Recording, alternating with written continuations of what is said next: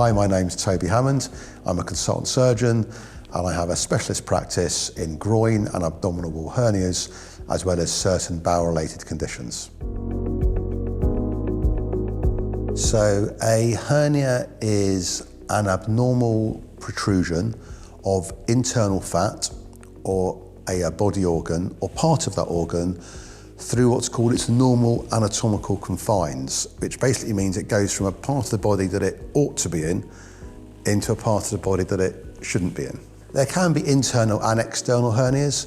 Internal hernias, to be honest, are really quite rare. It's the external hernias that are the common ones and the ones that most people experience and complain of.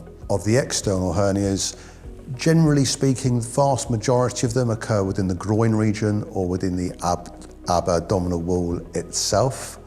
The abdominal wall hernias tend to be broken down into hernias that occur around the belly button, and they're called umbilical or para-umbilical hernias.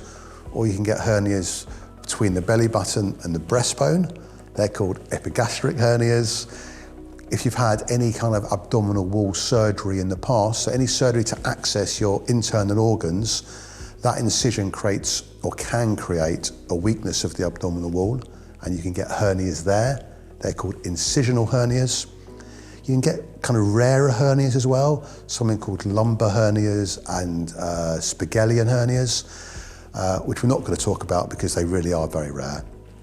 And also patients that have stomas, and a stoma is where the bowel comes through the abdominal wall and opens onto the surface of the skin and goes into a bag, and the bowel contents go into a bag.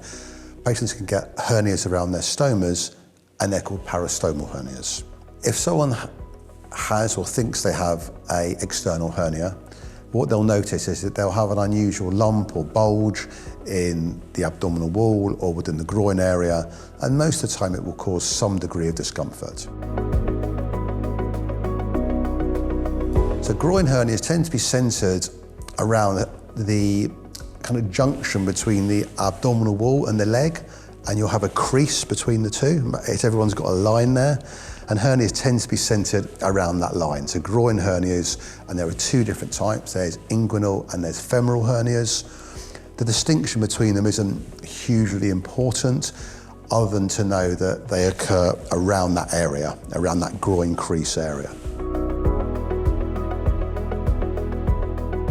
So in terms of avoiding getting a hernia to start with, there's actually very little anyone can do about it. And there are certain exceptions to that, but generally the reasons why we get hernias is, firstly, hernias occur or the groin hernias occur because there's a natural area of weakness within all of our bodies in the groin region. To a certain extent predisposed to developing hernias within the groin. I mean, groin hernia surgery is possibly the most common operation performed worldwide after cataract surgery. So just groin hernias are really, really common. Certain things do predispose to it. So if you have a chronic cough, you're constantly straining to go to the toilet, if you're a heavy smoker, if you're very overweight or very underweight, they can definitely contribute towards you getting a hernia. If you've had previous prostate surgery, that can be a risk factor. Similarly, patients with collagen disorders such as Ehlers-Danlos syndrome tend to be more predisposed to developing hernias. So groin hernias tend to occur far more often in men than they do within women, and that's simply because of the anatomy of the groin region.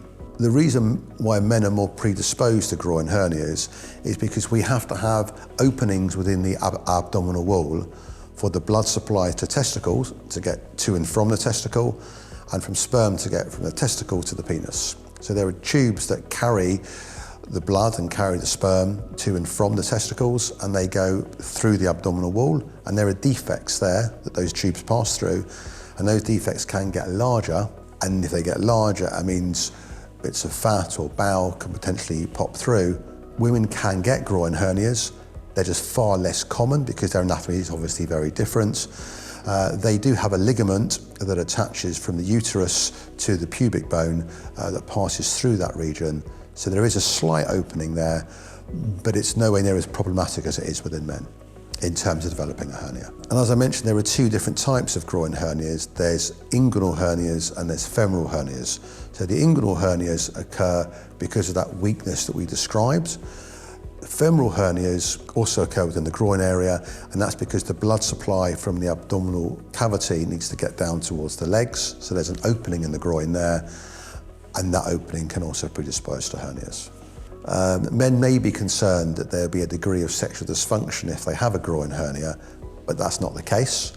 Although men can experience pain within the scrotum as a result of the hernia. Likewise, following hernia surgery, some men do describe pain in the scrotum that affects them to the extent that they may not want to have sexual intercourse, or it makes them more uncomfortable.